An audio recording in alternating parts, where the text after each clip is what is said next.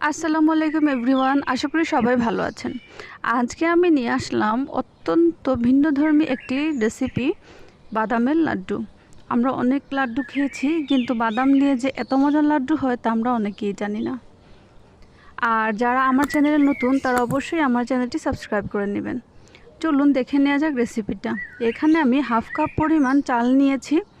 এই চালটা সেদ্ধ চাল হলেই সবচেয়ে বেশি ভালো হয়। চালটাকে মিডিয়াম আঁচে নেড়েচেড়ে ভেজে নিব। আর এখানে চাল অবশ্যই দিতে হবে। চালটাকে ভালোভাবে নেড়েচেড়ে একটু ব্রাউন কালারের হয়ে আসলে তখন বুঝতে পারবেন যে চালটা ভাজা হয়ে গেছে। দেখুন, চালটা পুরোটাই ব্রাউন কালারের হয়ে আসছে।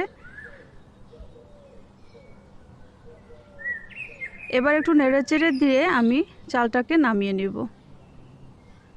আর চুলার আঁচটা মিডিয়ামে রাখবেন, অবশ্যই হাই হিটে রাখবেন না, তাহলে চালটা পুড়ে যাবে।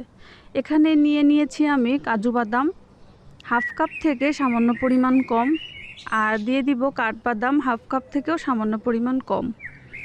এবার কাঠবাদাম আর এই কাজু বাদামটাকে আমি একটু চুলার আঁচটা মিডিয়ামে রেখে ভেজে নিব। আসলে আমাদের অনেক বাচ্চারা আছে যারা বাদাম খেতে চায় না, বা আমরাও ড্রাই ফ্রুটস খেতে পছন্দ করি। এই ধরনের যদি লাড্ডু তৈরি করে রেখে দিই বাসায়, তাহলে বাচ্চারা অনেক বেশি আনন্দিত হবে আর তারা খেতে চাইবে। এবার এই বাদামের সাথে আমি হাফ কাপ পরিমাণ কিশমিশ আর 4 থেকে 5টি খেজুর অ্যাড করে নিলাম।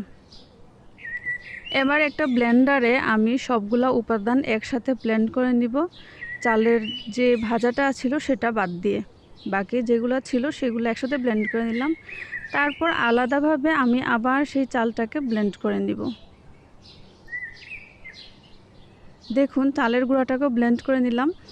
আর এটা মিহি করে ব্লেন্ড করে নেবেন, তাহলে কিন্তু যে লাড্ডুর শেপ আমরা দিতে